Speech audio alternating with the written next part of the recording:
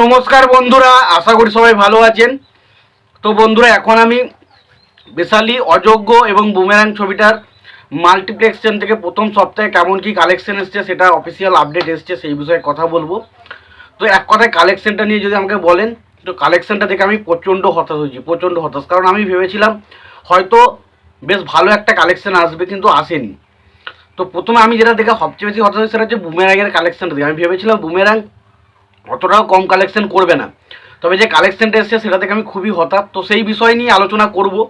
তো তার আগে প্রত্যেকটা বন্ধুকে অনুরোধ করে রাখবো, যদি চ্যানেলটা নতুন হয়ে থাকেন অবশ্যই চ্যানেলটি সাবস্ক্রাইব করে নেবেন, আর যদি ভিডিওটি পছন্দ হয় অবশ্যই ভিডিওতে লাইক কমেন্ট শেয়ার করবেন।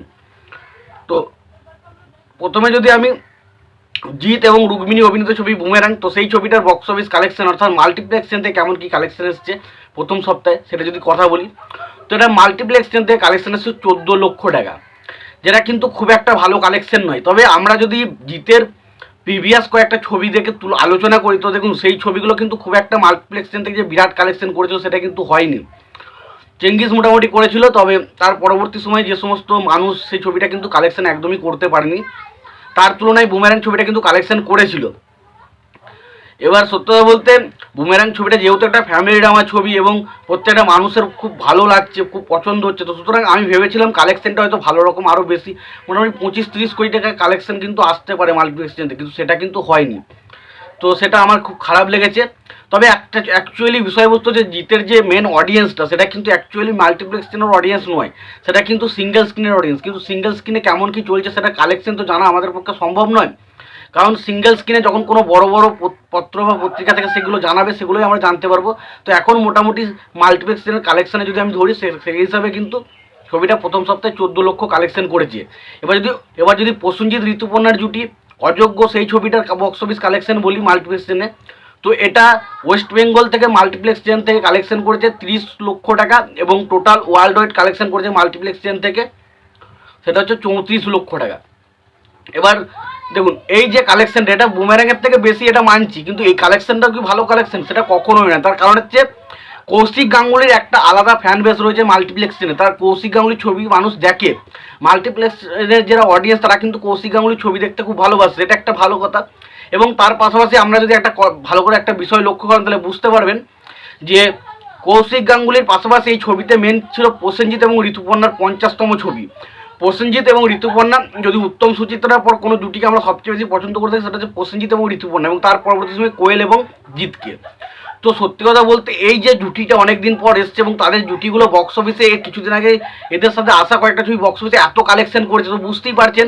তো এই কালেকশনটা 34 লক্ষ কালেকশনটা কিন্তু আমার খুব একটা মনোভূত হয়নি, কারণ এটা কিন্তু ডিজার্ভ করে, এর থেকে মোটামুটি একটু বেশি কালেকশন অবশ্যই ডিজার্ভ করে। এবার দেখুন, অ্যাকচুয়ালি ফ্যাক্ট যদি বলি যে অযোগ্য এবং বুমেরাং যদি মাল্টিপ্লেক্স স্ক্রিনের কালেকশনের কথা বলি, তো অবশ্যই দেখতে পাচ্ছেন এখানে অযোগ্য কিন্তু এগিয়ে রয়েছে।